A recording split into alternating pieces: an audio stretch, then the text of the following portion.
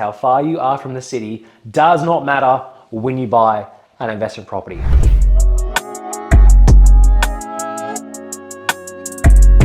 I basically just got off the phone with a client. They basically told me that properties that are a little bit further out from the city, maybe like 20, 25, 30 kilometers, do not grow as much as the properties that are closer to the city, like 10 or 12 kilometers. And to me, this could not be further from the truth. It drives me nuts when people say this, but basically the radius does not matter. And if we're gonna say this is, as an example, a capital city, and then you've got rings and other rings and radiuses like that, and let's say these, this is 5, 10, 15, that's 13, but 15, and then you've got another radius which is like 30 kilometers as an example to the city.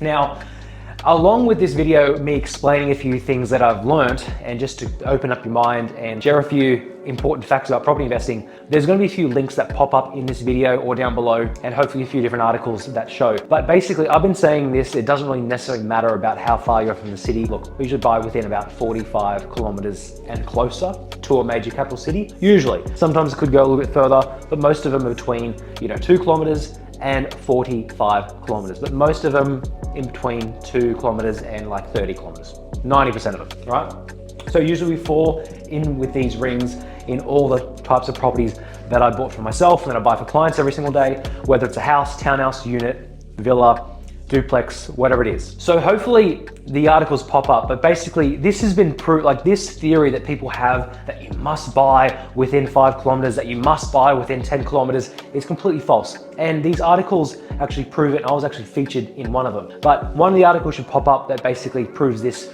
With this particular client that I was talking with, we were talking about the Perth market, and we were talking about a property that I was presenting them and going through with them, and I believe this is a phenomenal deal. I was like, I'd buy it myself, like, oh, we'll buy it if no one else buys it. And by memory, it was only like 19 kilometers from the city. So it was probably like, let's say 19 kilometers. You can get to the city in driving distance, literally in about 21, 22 minutes. So it's pretty close, it's not even that far away. Previously, they were interested in a property, which they kind of, dawdled about and, spent too much time, unfortunately, before they came back to us that if they were interested or not. That property was like 10 kilometers away. I think it was 11 kilometers away. So this property was here and the new property is here. And they were like, oh, this one won't grow as much as this one because this one's in the other rings. Like, it's not a bullseye. I know it looks like one, but it doesn't mean that you're gonna get more points if you're aiming for the middle. It's not how it works. The articles that will hopefully pop up, and you can click them on the link below, they've been within the last 1, 2, 3, 4 years. It has literally shown, yes, we're talking about Perth right now. So Sydney as an example. Many people believe that the suburbs such as like Bondi, Mossman, Manly, Northern Beaches would grow the most as opposed to areas further away, like Penrith, like Mount Druitt, like Blacktown. Over the last 30 years, Australian Bureau of Statistics, CoreLogic, RP data, it shows the median prices of these suburbs that were literally in, Penrith, Blacktown, Mount Druitt, further out areas, 25 kilometers out, 30 kilometers, 40 kilometers. Compared to what they were 30 years ago to what they are now, they have grown more over the last 30 years and even in the last decade from a higher percentage growth. Percentage is what you should only be worrying about, not how much the property prices are, because everyone can see that, let's say Bondi, the median price might be 3.3 million for the house. Mount Druitt, as an example, might be 700,000 for a house, or Penrith or whatever it is, can be any kind of area. But it's about the percentage of growth for over the last 30 years, not about how much the property's worth. Just because it's worth, like 30 years ago, as an example, properties in Bondi were always more expensive to properties in Penrith. They always have been more expensive. The median price always has been higher, and it always will be higher. But it's about how much they actually go up at the same time in terms of the percentage value. And affordability always wins. And that's why I personally love buying affordable properties.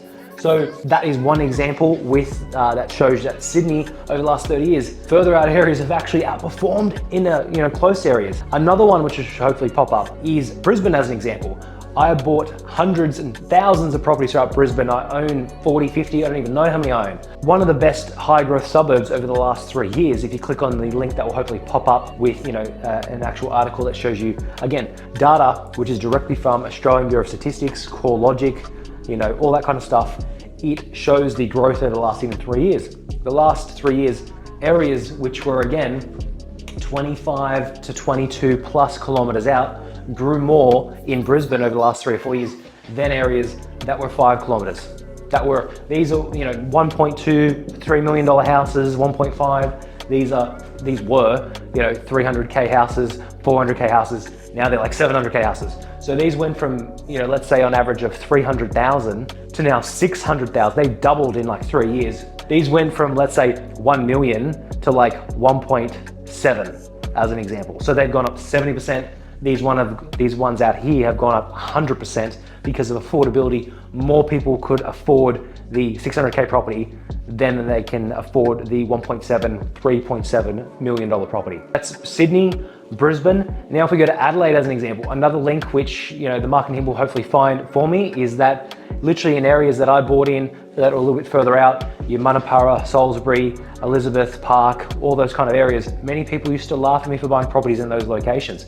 But I bought houses for like 110K, they're like 400, 500,000 now. They've tripled and then some in the past decade, and they've actually outperformed the inner closer areas in terms of capital growth.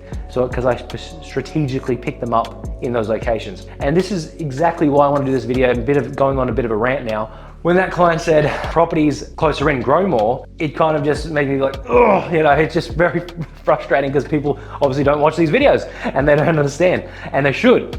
But I've used 3 different examples and I was like, look, I'm gonna send you this evidence, and this is why I wanna jump on here and actually do this video to give everybody out there the links and the evidence that it does not matter what kilometer radius you buy. And again, I'm not necessarily saying that you should always buy out here. I have bought properties 10 kilometers and 5 kilometers as well.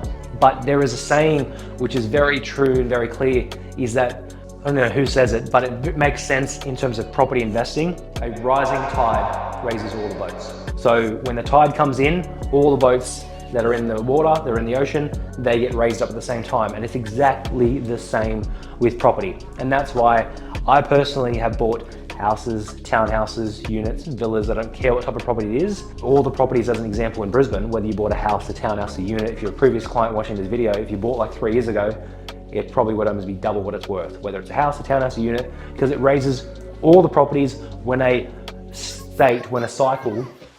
property, as an example, when a property market goes through a cycle and literally does the growth cycle and jumps up, all the properties literally go through that cycle. So it doesn't matter whether it's 5 kilometers, 10 kilometers, 20 kilometers, 30 kilometers. Click on the links, read the articles. This is proven data, proven facts. I will still probably have to explain this question another 750,000 times over the next 15 years. But hopefully, if I can share a little bit of light to people that, you know, are watching and educate a few different people out there, then hopefully it will definitely help them build their own portfolio and help you get to where you want to be property investing wise, and just get you more experience to hit those property investment goals. So thanks for watching, and I'll chat to you in the next video. Bye for now.